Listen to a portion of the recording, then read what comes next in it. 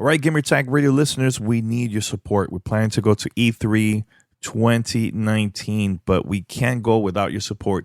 Head over right now to donate.gamertagradio.com. That's donate.gamertagradio.com and support the show. You can donate if you want, or there's another way for you to support GTR. Go to store.gamertagradio.com and buy t-shirts, hoodies, stickers. Please spread the word. Enjoy the show. Ladies and gentlemen, podcasting since 2005. You're listening to Gamertag Radio with your hosts, podcaster Hall of Famer Danny Pena, the always opinionated Paris Lilly, and from outside of the norm, Peter Toledo. This is Gamertag Radio.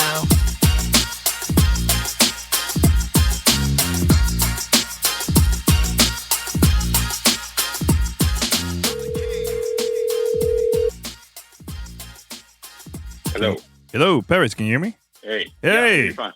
Hey, what's up, man? Hey. Here, man. I just saw your tweet. What's going on with this video about EA Game Changers and all that? Oh, what? The EA Game Changer? Oh, yeah. Because I saw it on Twitter, so I don't know what's going on. I've been reading other stuff than that, you know. Yeah, so it's interesting because obviously Anthem, I gave my opinion on Gamertag Radio, which is out now if you haven't heard it. Yep. And I am not recommending this game at launch. I'm not. It just has too many issues. I've already gone through that, so I won't repeat it again. Other than to say it had me curious. I was wondering what other people have been saying about it because I actually watched a video from Marco Style. I saw what Skill Up was tweeting about it. I watched a video like that MTash said, and just other people on and on. So I come across one video. I'm not going to out this person their name because I actually tweeted at them, and I'll get into that in just a second. Okay. But I watched this one video where this guy was talking about Anthem, and he basically was saying all the same stuff that we had been saying about not being able to recommend it, given the reasons why. They're all valid reasons. I pretty much agreed with what he was saying, because it's been my experience too. But then he throws in that he goes, the only people you're going to see defending this game right now are the EA Game Changers because that's what they do.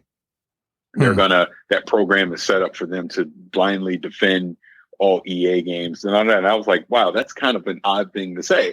So I tweeted at this person and I actually linked the tweet that I had made just yesterday, not recommending the game. Like, obviously I put it to the world, hashtag Anthem, added BioWare, the whole thing. Yeah. Right. And I'm like, hey, I saw your vid. I genuinely like your content because I've seen other stuff from this person, but I just want you to know that I'm an EA Game Changer and they don't sway my opinion at all. And I put the link. Yeah. What I said. I haven't heard back from him, so I have no idea if he's even going to respond to me.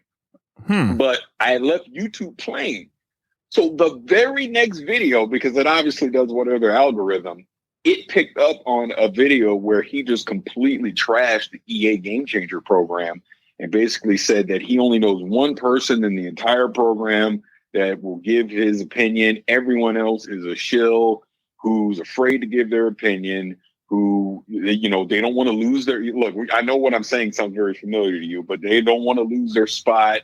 So they're just going to say only positive things about their games, blah, blah, blah, blah, blah.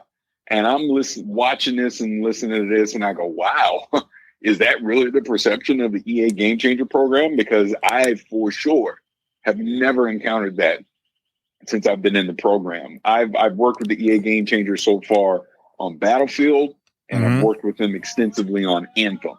And, we've done some other things in the past, like at E3 and things like that. We've had some Titanfall opportunities, Star Wars Battlefront, etc. But the point is I've only had positive interactions with the EA Game Changer program. And now I'm like a full-on official member of that program, right? Yep. And never, not once have they ever said, don't give your honest opinion. They encourage you to give their honest opinion because the point of the program is the reason why my freaking name is in the credits of Anthem right now is because they wanted my honest opinion. And I was brutal with my opinion. Trust me when I tell you. Yeah. I did not hold back anything. I was not worried about, oh, I better not say anything negative or they're going to kick me out. If they kick me out, then yeah, the program is worthless. You don't want a program like that to where people have to be afraid to be honest. And I was actually glad to see other people that I know that are a part of the Game Changer program. I'm just talking Anthem. I'm not glad to see that they're saying don't recommend the game, but glad to see that they were being honest with their opinion, whether they loved it or they disliked it. You know what I'm saying? Yeah. Because that's the whole point. The game's not going to get better if we all sit there and kiss BioWare's ass. Bottom line. Yep. You have to be honest. If you see stuff about the game that you don't like, you have to say it, because that's the only way the game's going to improve, right? So, no, I just thought that was ridiculous. So I tweeted out about, that I saw that video saying that we're afraid to give my opinion. I go, wait a minute, I'm a game changer. So does that mean I'm afraid to give my opinion too? And I just started laughing. And I've been a part of the program now for 2 years, I think. It's been I think more than 2 years. When Star Wars Battlefront came out, the first one. Yeah, it was Battlefront. Yeah, so that was the first time. Yeah, so that was the first time that. But even if we want to go even old school, EA has been inviting us to other events that this is before EA Game Changers, way before that. So let me go back in history, because a lot of people probably don't know about this, but the first time. Hey, think about this before you even go into it. Where was the first time you and I ever met face to face? Face to face. Was that we met face to face. Was that an EA thing? Yes. EALA 2007 Medal of Honor. Medal of Honor. Yeah, you're right. I thought it was before that, but all right. No, I didn't remember. But so there's a lot of people that don't know about this, but EA Game Changers was first announced at one of our parties. That's when they officially launched the program. It was for during Community Vibes 5 that we did the party and everything. And this was originally for EA Sports, and then EA brought that in for all their games after that. So they announced the program at our party, and there was like a couple people that were part of the program that was there. They were also GTR listeners. I was like, oh, that's pretty cool, So after that, EA has been, hitting us up, blah, blah. And then years later, that's when I got invited to be part of the program. And the first time I got invited was when they showed us Star Wars Battlefront for the first time, and they flew us to Sweden. And, we had to keep it on the low. It was like super secretive trip and everything. But at the event, we were just giving them feedback about everything. And they made those changes for the second. But, I'll tell you this, like every time you give feedback to the developers, they're not always going to get 100% right. There's always going to be mistakes. There's always going to be bumps here and there, but the thing is that, like you said, Paris, I've never seen anybody in the program that wasn't allowed to give their opinion about the game. Because honestly, if you get invited to an event like this, because honestly, we usually go to events to do interviews, but this was just for feedback. That's it, feedback. And I think you even went, even before EA Game Changers, we were part of the Xbox MVP program back in the days, but you were one of the first people that got invited to go to Call of Duty for the first time. And it was when they showed Modern Warfare to you guys for the first time. And there was no thing for you guys, like a demo for you guys to play or like a beta or alpha, whatever. It was strictly, this is a concept. I would love to, give you guys your opinion, and in the future we're gonna have more announcements and more things to show about the game. And that was like early before anybody else got to see the game. Yeah, you know what I'm saying? Like at the end of the day, I think that in order for us to continue, be part of different programs, and also if we want the industry to grow and to see better games, you have to give your honest feedback to the developers. It's not going online and cussing them out, saying all these nasty things online, all that. Like, that's not going to help. Or being super nice and saying, oh my God, this is the greatest game ever. Like, how that's going to help the industry. You know what I'm saying? Like, ever since we've been part of different programs, not only EA Game Changers, but Xbox MVPs and even at events when we go to, we always give our honest opinion to the developers, to the producers, to PR, to marketing folks. And you see them taking notes because they know that we're very influential in the gaming community, man. So they love to hear that, man. They want to release the best product. Sometimes it's not going to be 100%. And you have to tell them that, man. I think the conversation we were having the other day, Paris, is like sometimes these developers, they're not going to bubble sometimes, man. And it's good to get opinions from the outside, man, in order to wake them up like, oh, damn. Oh, man, I didn't realize that. Am I right?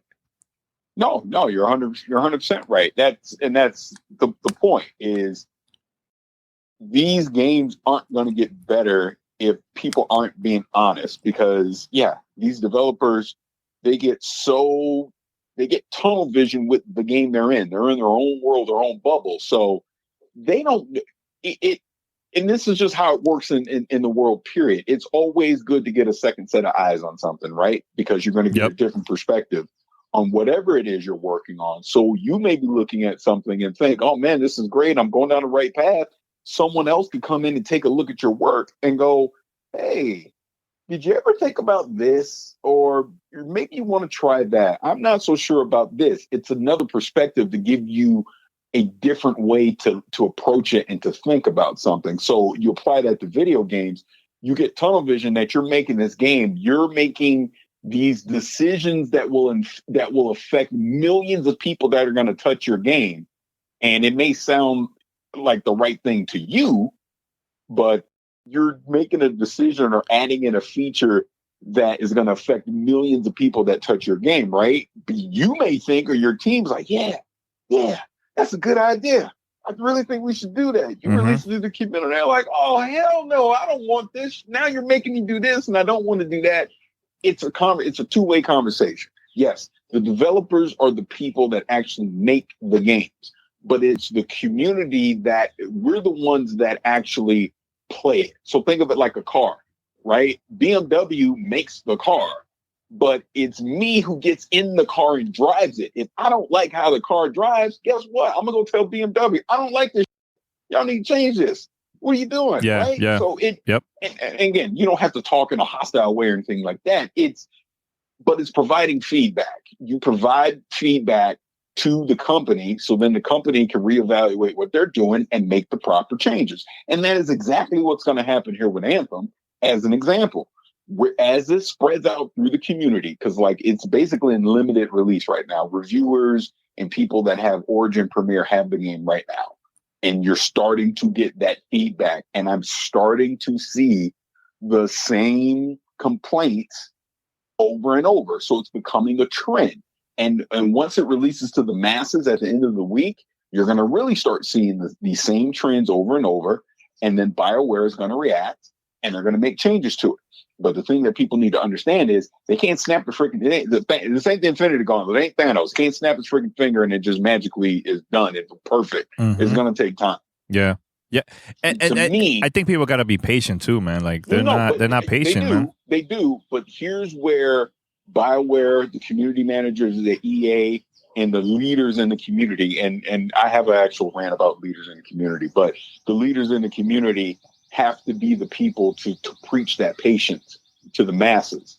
Because if you don't, people are going to abandon this game like droves, and they're not going to give it a second chance. They're going to move on to the next thing, and they're not going to come back. There's way too many other games out right now that people can play and enjoy to sit here and try and force themselves to enjoy a game that is partially broken.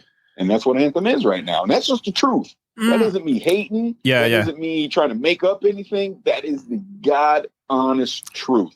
Anthem is not ready for prime time. I think I tweeted that this game needed more time in the oven. It needed more time to cook, to finish because I see greatness there. I can see it underneath. I can see, all right, they've laid down the infrastructure to make a fantastic game.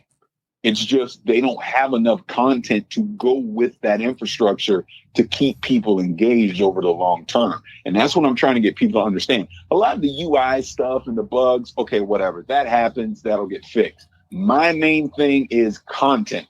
you have to have compelling things for me to do and to chase in the game. They don't have it right now. And that's just the God honest truth. I don't know how any other way to say that and get people to understand that.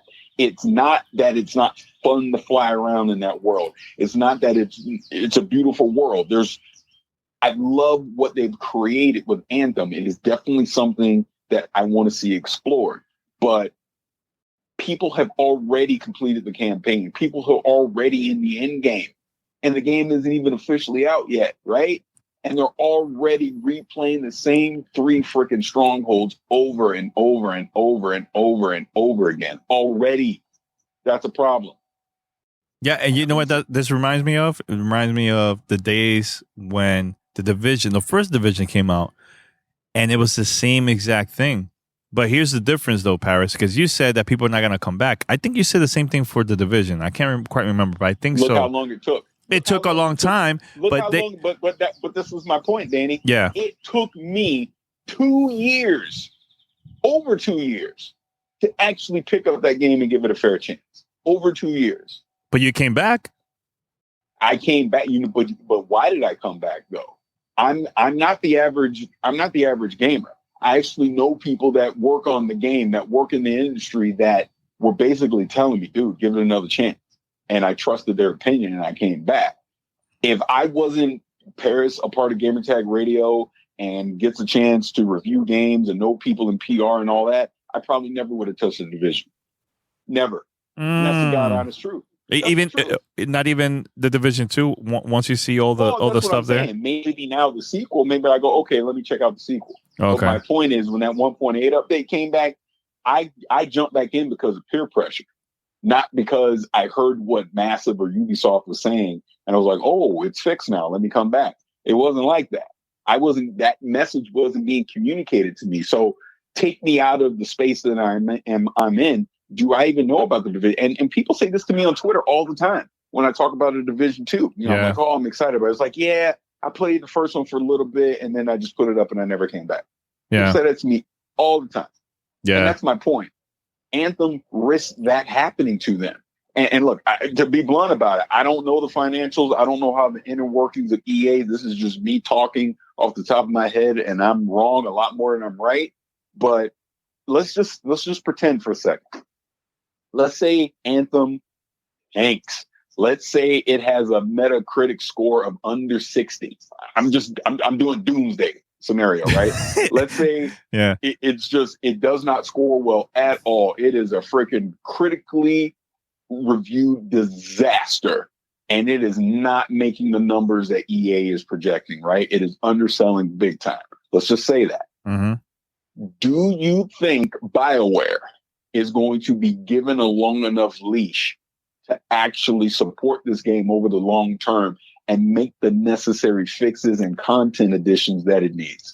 I'll tell you this. Long term, when I say long term, I'm talking them giving Anthem a 2-year window to get itself right. I'll tell you this. I think it depends, because there's been cases, and I'm only speaking just like as a gamer, through the experience that I've seen with EA. So Mirror's Edge came out a long time ago.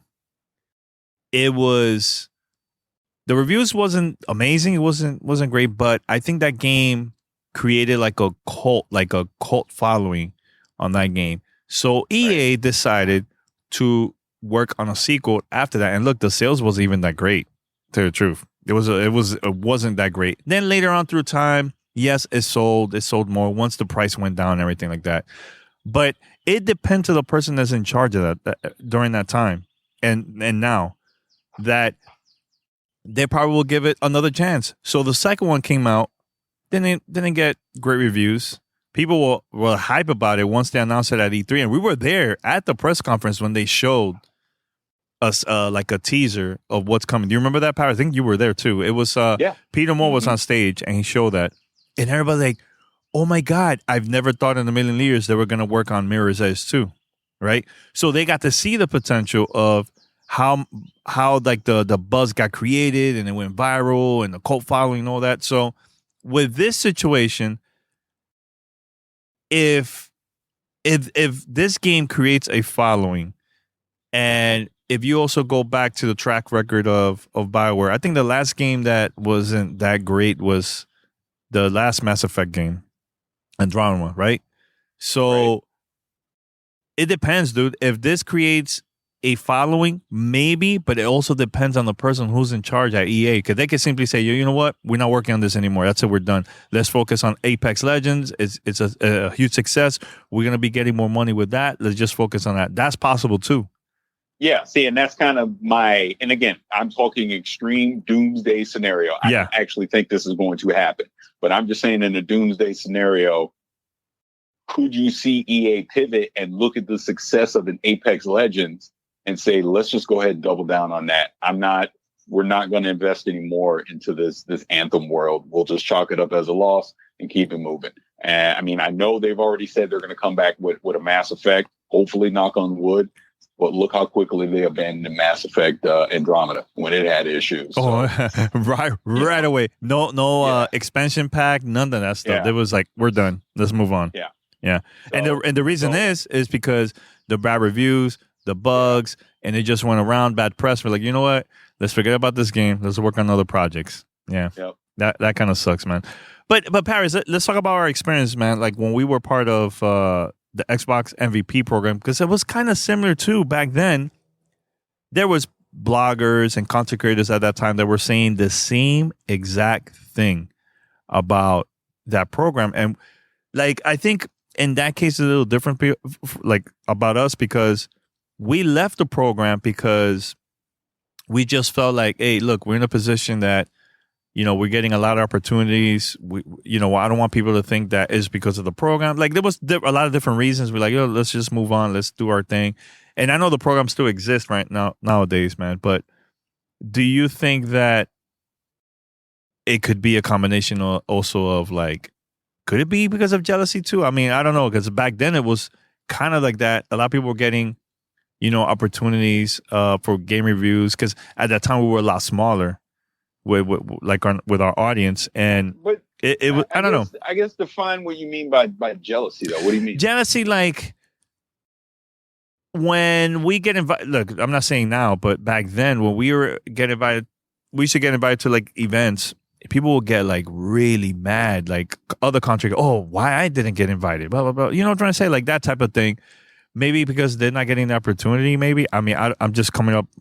I'm just playing devil's advocate right here because we're just our conversation. Well, right here. I mean, it's hard to say because obviously we don't know what we're going through people's minds. I mean, dude, you already know people make comments. They get very passive aggressive and say things like that because maybe they weren't putting in, as we used to love to say, they weren't putting in the grind and the hustle that we were friggin' 10 years ago to get those kind of opportunities. I don't know. Yep. I've never worried about, put it this way.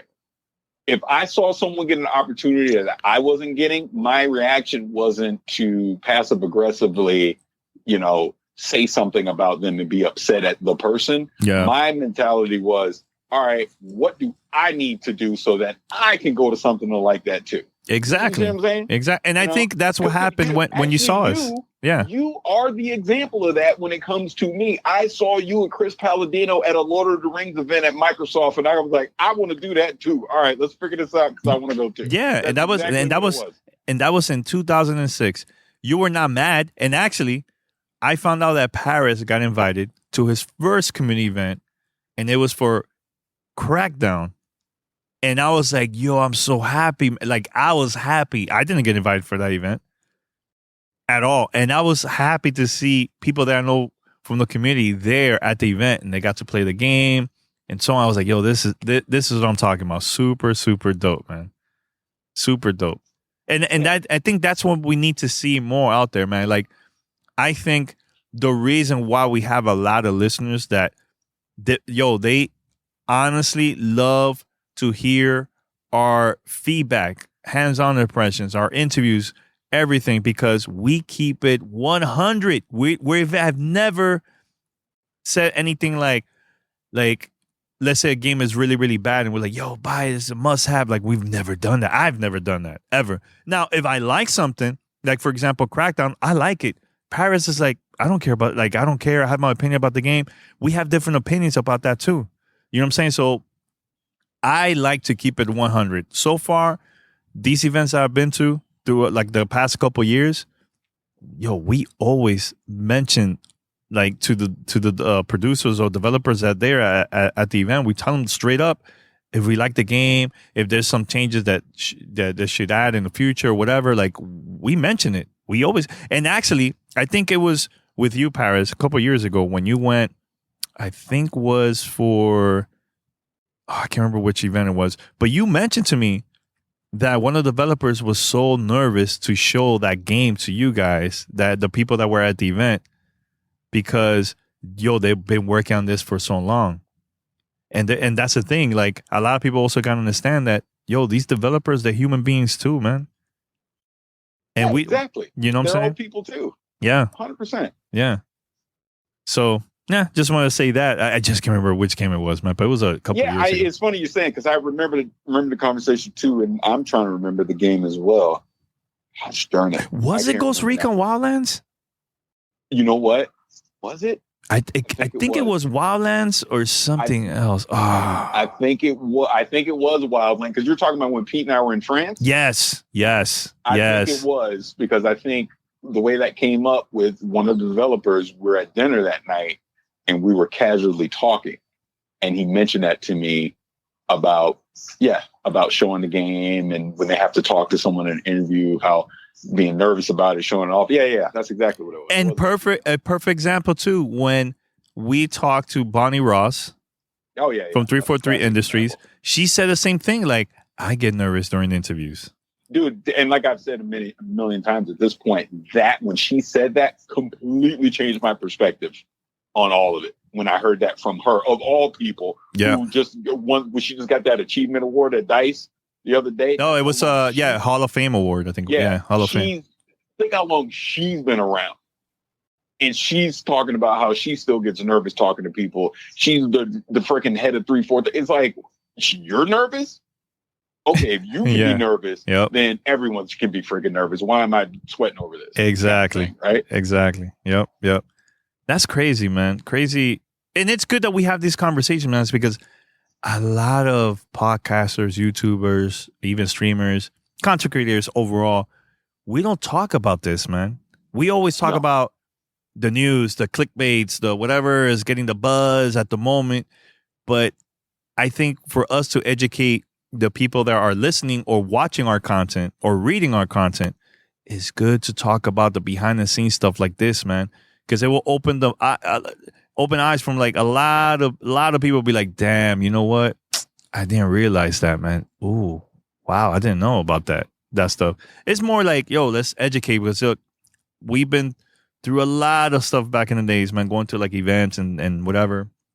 And that's the thing that I love to talk about. Even when we interview developers, man, give us some behind the scenes, man. Let us know what's going on. Like, and if we see something or have something to say about all that stuff, we share that to our audience too, man, because I want them to learn how it is. It's not about, hey, here's my game and that's it. It's more than that too, man. If we really love this industry, Mm-hmm. So agreed. Yeah. Agreed. Anything else, Paris? Anything else? That was a good chat. I mean, like I said, I'm actually curious to see how it's going to play out here at the end of the week with the official launch of Anthem, as we continue to get more feedback and see what people have to say. I'm not anticipating for it to be good. I'm just not. And this just goes with the experience of I played a lot of that game, over a period of time, I'll just say. And a lot of my complaints I still see in the game. And there's no way that this day one patch on Friday is going to fix those core issues that I have with the game. I've already illustrated what I think those are. This will be a good test of, is being able to fly around like Iron Man enough to keep you interested in the game before you actually need compelling content to go with it. Mm-hmm. And like I said, I just don't think the compelling content is there for the game yet. So, I mean, we'll see, man. Like I said, I don't want any game to fail. I want them all to succeed. I want Anthem to succeed. I wanted to be a legit contender with Destiny and with the division, and force me to make a tough choice is what I'm trying to say. As it stands right now, not a tough choice. When March 12th gets here for early access, I will be playing the Division 2. I won't be playing Anthem. I'm just being 100% honest, right? Yeah. So prove me wrong. And since I brought up the Division 2, let's be clear on this. And this is where it gets a little hypocritical, I have to admit. Okay.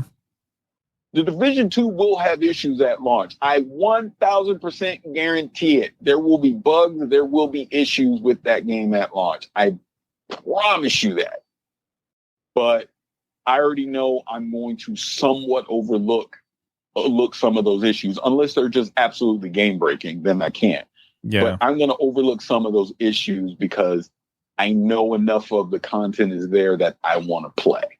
And the reason I say it's very hypocritical is because people will do the same thing for Anthem. I'm obviously not doing that with Anthem because I'm not seeing the content that's compelling enough for me to want to overlook that stuff. But there's going to be people out there that will defend Anthem and will overlook these issues because they're having fun. And at the end of the day, that's what it's supposed to be all about. It's supposed to be about having fun.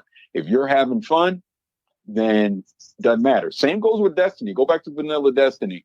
I overlooked all kinds of nonsense in that game because I love the raid that much. I love what they were doing at that time. And I still overlook some things with Destiny to this day that aren't perfect, that I really wish Bungie would fix. So yeah, I'm a hypocrite when I put it in that perspective, but it really comes down to personal choice. Just goes back to what you were saying earlier. There's things about Crackdown 3 that you love. Hell, you love Sunset Overdrive. I know this to the conversation you and Tony had. Tony brought up Rise, whatever it was called, the Rome game that launched with the Xbox One, and how much he enjoyed that. The Order 1886 is another one, which I personally like. Hey, look, you can beat it in 5 minutes, but I still liked it. Yeah. You know what I'm saying? Yeah. Yeah. It comes down to personal choice on what you're willing to tolerate when it comes to bugs and issues in a game. And honestly, Paris, there's probably a lot of games that we played back in the days from the 360, original Xbox, even Sega Genesis, Super Nintendo, that the game wasn't all that, but it was fun. And we played it and we finished 100%. It. Yeah. Yes. And if we talk about it nowadays, it's like, oh man, I remember, man. Yo, that game was good. And when you check if you find like any magazine reviews from back then about that particular game, bad reviews. And that's what I'm saying, man. You can't always go with what a major magazine or site says, and that's it. Do your research. And hey, Pirates, honestly, there might be people like, yo, I don't care what Pirates says. I don't care what anybody says. Dude. I'm buying Anthem. I love the flying. I love battling. Yo, this is the closest to Destiny. Maybe it's closest to Monster Hunter. I love that, man. Hey, you know what? I trust BioWare so much. I have all their games.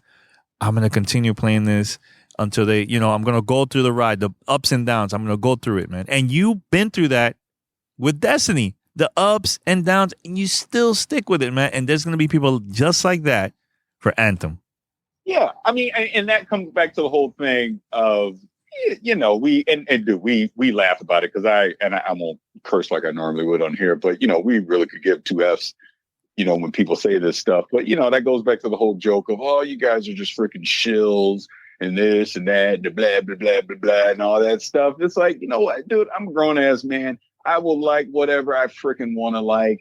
And if you don't like that I like something, that's on freaking you. I sleep good at night. That's the way I look at it, because I'm allowed my own opinion just the same as the other person on the other end listening to this or watching us on Twitch or whatever is allowed their opinion. Think about it. There's so many people out there that don't like what we do. And just like I know I'm tangent into something else. Like there's this one cat, because you had brought this up last week, I think, a tweet from some guy who was mad about something we said. And I was like, and you were like, well, he tweeted at you too. And I was like, I never saw it. And I was like, what are you talking about? Oh, okay. And then you said who it was. And I immediately knew. I was like, oh, dude, I muted that idiot a long time ago, because I don't need you spamming up my timeline on Twitter with nonsense. And I don't block people anymore. I just mute them. That way they can just keep talking, blah, blah, blah, blah, blah. You keep talking and you will not have the satisfaction knowing I don't want to hear what you got to say. Yeah. Right? Yeah. And this is an example of this guy, of what we're talking about, because it doesn't matter what we say. It doesn't matter. Positive, negative, or whatever. It doesn't matter what we say. He will tweet at us complaining every time. Some people are just never happy, man. They're always going to complain about something. They're just not happy. And it baffles me. It absolutely baffles me, because I look at it this way. If there's a podcast out there or a YouTube video or something, if there's this personality out there that I don't like what they say, I don't listen to them. I just move on. Simple. Yeah. I move on to something else. You know what it reminds me of too? There was people that didn't like what we had to say. Like one year I talked about, digital games is the future. Like I said, this is like years ago. This is the early days of PlayStation 4 and Xbox One. Yeah. One of our listeners got so mad, went to iTunes, gave us a 1-star and explained, I don't agree with you and this and that. I'm like, that doesn't make no sense. Like, it's just my opinion, right? Or if they get mad and let's say Paris says something about Xbox One back then. Oh, this Connect and whatever, right? You will say that.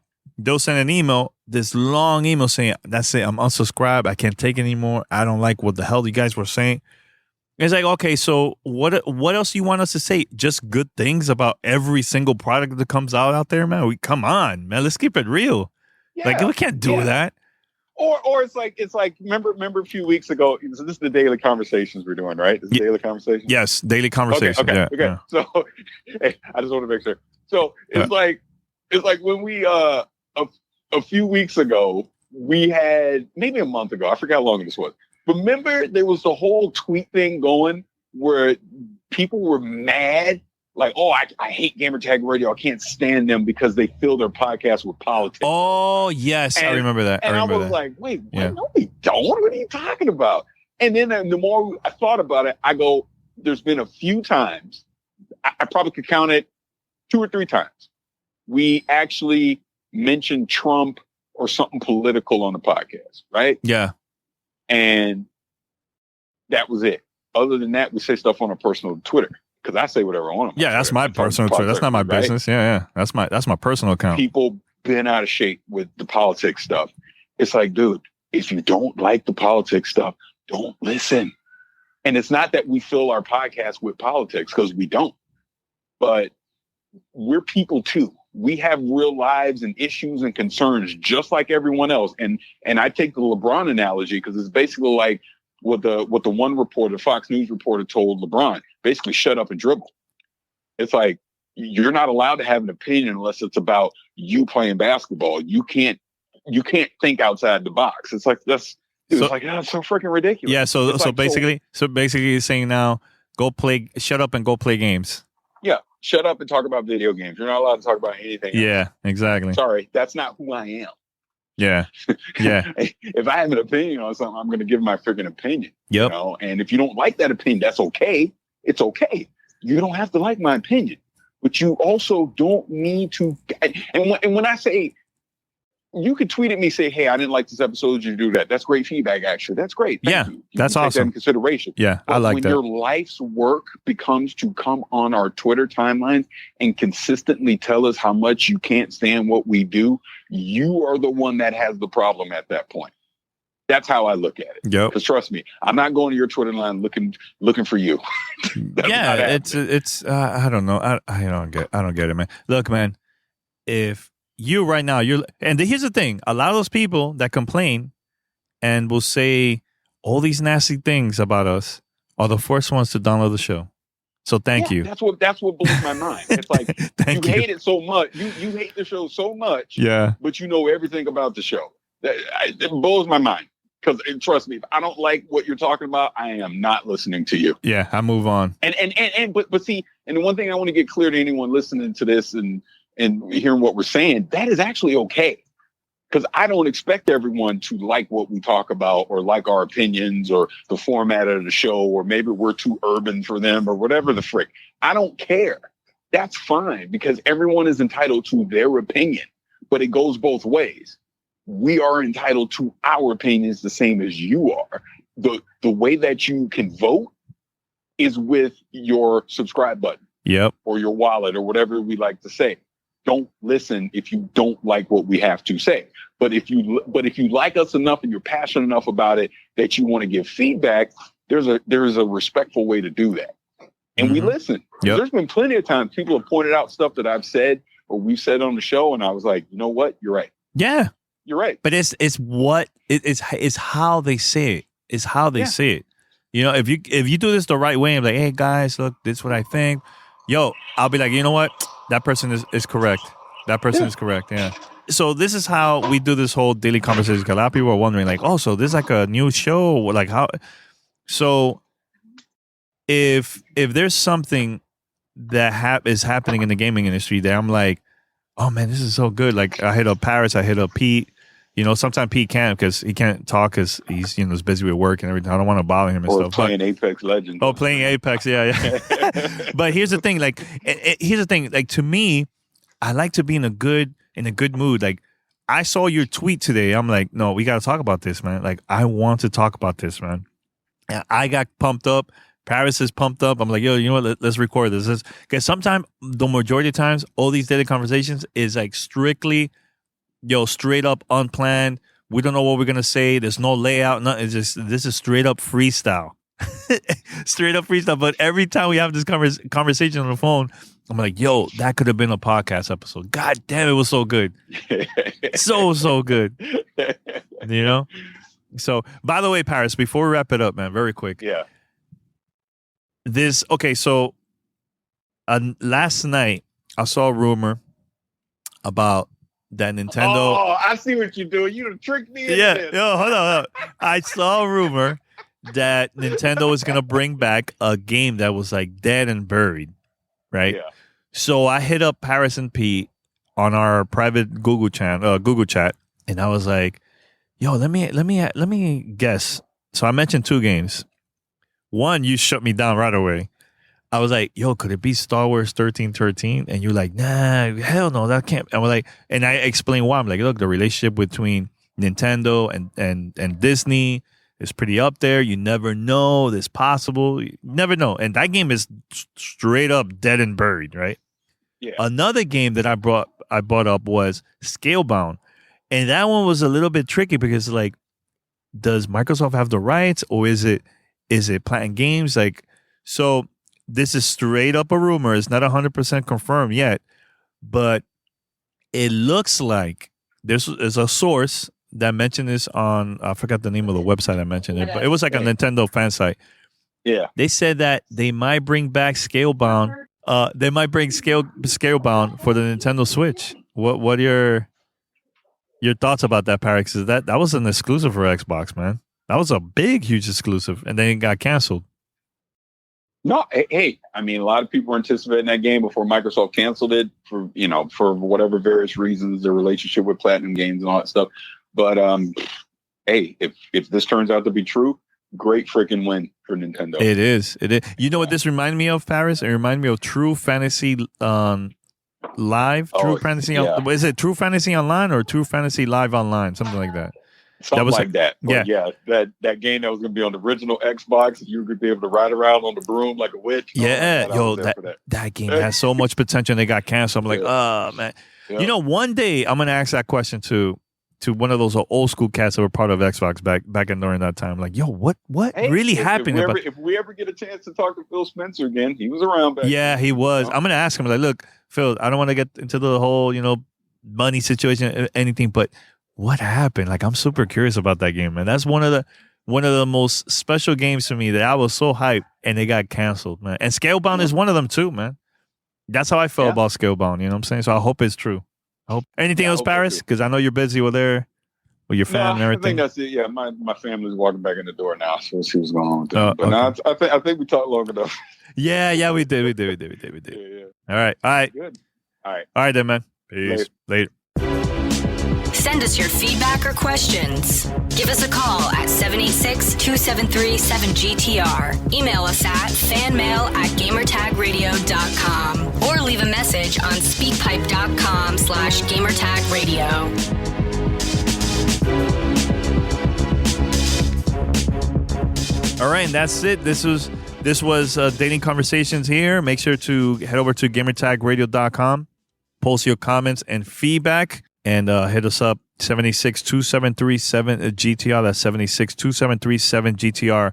Also, follow us on Twitter, Instagram. Look up Gamertag Radio. We just started that a couple months ago, so make sure to follow us through there. And we need your support. Facebook, we're everywhere, man. So we're gonna release one more episode of Daily Conversation tomorrow, and that one is a pretty good one. That one, I sat down with the host of Throwdown podcast, Tony Polanco. We talked about Crackdown because he likes the game. So I wanted to know, hey, what's the reason of you getting into this game? What the things that you like, the things you didn't like? It was a great conversation. That was like a good maybe 40 minutes or so, something like that. So I hope you guys like it. Let us know what your thoughts about Daily Conversation, because this is something that I've been doing, just randomly, just recording and posting on our podcast feed. And I'm doing that because I want to start doing new content, new things on a podcast, besides our weekly roundtable discussions about everything that's going on in the gaming industry and stuff. So I just want to say thanks for everybody for listening, and make sure to share the content to your friends and family, and spread the word about GTR. And if you have an opportunity, also go to our store and buy our shirts, store.gamertagradio.com. That's store.gamertagradio.com. Buy one of our shirts, represent GTR locally, worldwide, and just tell people about GTR, man. It's going to help us out a lot. All right. Until next time, we're out. Take care, y'all. Peace. Thanks for listening to Gamertag Radio. Be sure to like us on Facebook and follow us on Twitter.